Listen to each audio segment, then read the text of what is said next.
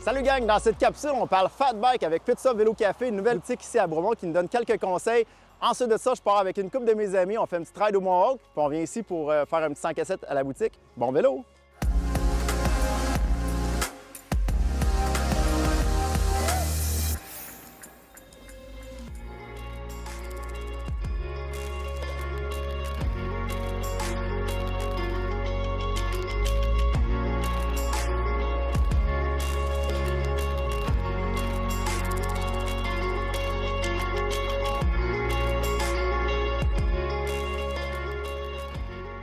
Je suis avec JS, copropriétaire de la boutique.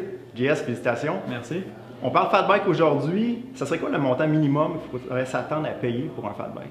Bien, pour avoir un bon fat bike de qualité, il faudrait s'attendre à payer environ 1 500 $ pour avoir un fat bike en aluminium avec fourche en aluminium, frein à disque hydraulique. C'est environ ça qu'il faut débourser pour avoir un bon vélo. Parfait.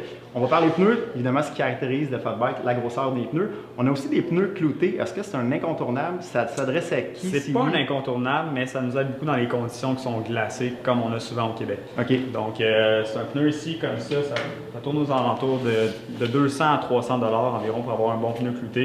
Fait qu'il va vraiment nous permettre d'avoir de l'adhérence sur la glace. Parfait. Combien de temps ça dure sur un pneu comme ça? Ben, la durée de vie est vraiment longtemps sur les pneus, surtout quand on roule juste sur la neige et la glace, donc on ne l'use pas sur le pavé.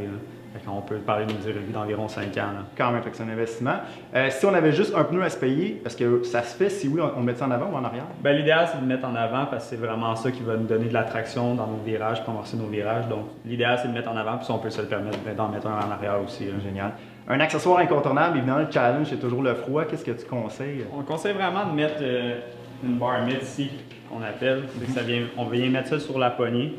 Donc, ça protège notre main du froid, des intempéries. Puis à ce moment-là, on peut juste mettre un petit gant de vélo normal comme on utilise l'été. Fait qu'on a plus de contrôle sur notre poignée, sur nos freins. Bon, ben super. Gros merci. Merci à toi.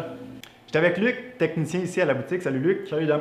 Parlons de pression des pneus. C'est un volume un peu plus grand sur un fat bike. Oui. Donc, la pression doit différer des pneus habituels qu'on roule l'été. Oui.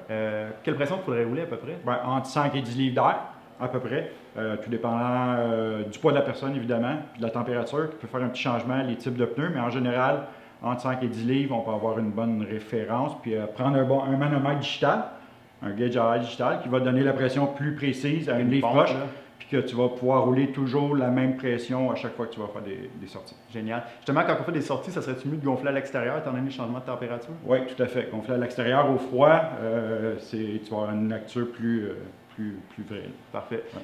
Parlons de l'extérieur, au niveau de la maintenance, des huiles spéciales utilisées. Oui, bien de l'huile, évidemment, garder son vélo bien propre, bien lubrifié, pas à cause du sel l'hiver et le froid, l'eau. Puis mettre de l'huile, il y a Mokoff qui a développé une huile qui est bonne jusqu'à moins 50, qui va donner une meilleure lubrification dans toutes les chaînes, les dérailleurs, les rayons, tout ça. Peut-être une attention un petit peu particulière l'hiver, plus fréquent un petit peu plus, c'est ça, exactement. Ouais. Cool, merci. Hey, merci.